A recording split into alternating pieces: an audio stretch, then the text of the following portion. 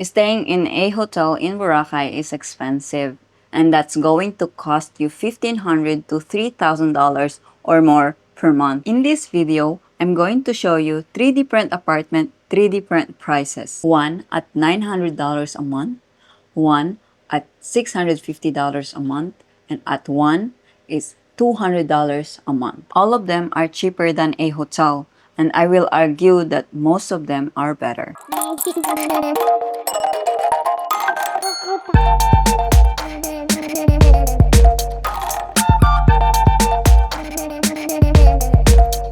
The two main benefits renting an apartment over a hotel: number one, it's less expensive. Number two, apartment comes with a kitchen. The 3 main differences between the expensive option, mid-tier option, and the budget option. Are they in a good location? Do they have a gym, pool, and a generator? But all of the apartment have a kitchen. And here are the 3 different apartment option that I visited in the island. This apartment costs $900 per month plus utilities and includes a gym, pool, and a generator. I don't have video of the pool or gym. It features 1 children's bedroom and 1 bigger bedroom. If we were staying here for a month, we would probably stay in this place. This is really nice. It's only $900 per month, but if you stay here for 12 months, that adds up, which is why we go to a middle tier and eventually to a low tier.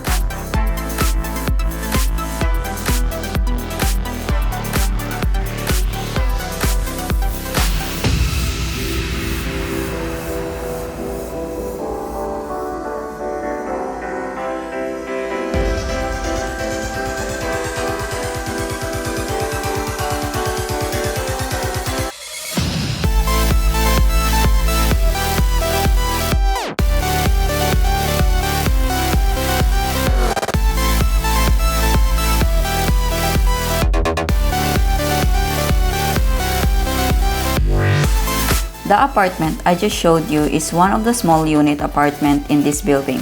There are also bigger units that cost $1,000 per month.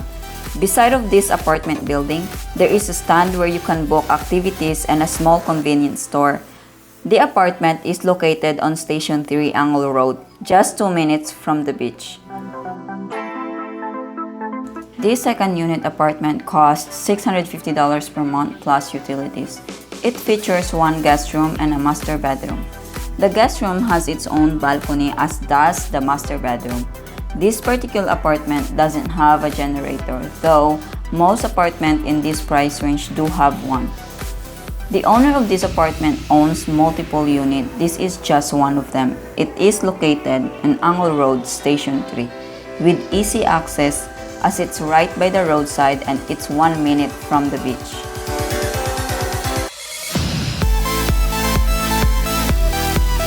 I just want to say, when you are renting, always ask for a receipt every time you make a payment, especially when you're paying in cash.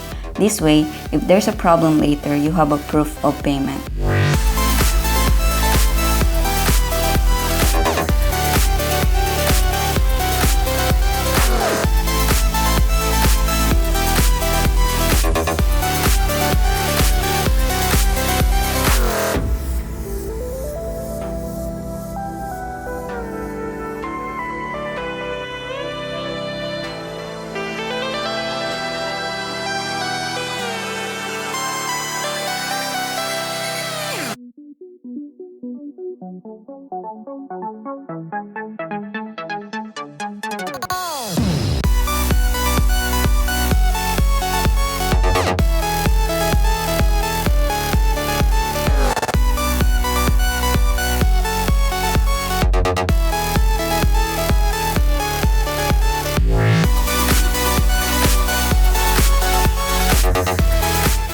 This is a 1-minute walk from this mid-tier apartment, which I fast-forwarded.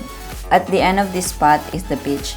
The left side is quieter with few restaurants and vendors, and this is actually where we play frisbee, while the right side leads to Station 2, which is busier with more vendors and restaurants. This third unit costs $650 per month plus utilities. It is a studio unit with 2 beds.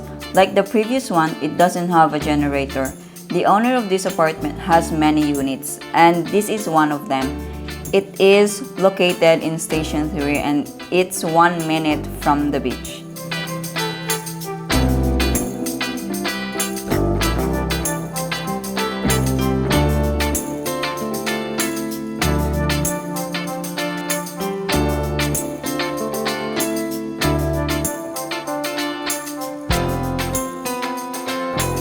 For the first 6 months, we stayed in this similar apartment that had a generator and was in a good location. The problem in this range is you're not going to have a pool or a gym.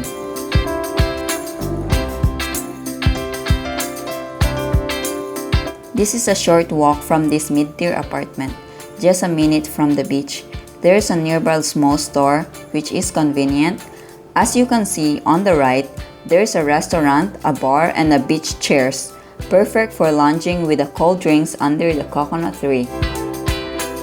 This apartment costs $200 per month plus utilities. For the last 6 months, we stay in this place, which is basically the same as the mid-tier except it doesn't have a generator. It's not in a good location, but once you're here, it's basically the same. It has air conditioning, internet, and a kitchen. And it's only $200 a month, which is a great price if you are on a budget. The owner of this apartment has 4 units. This is only one of them.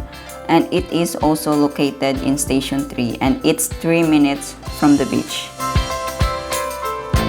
To be honest, when I say the location is spotty, it's really because the path to the main road, which goes through the plaza, gets flooded when it rains heavily.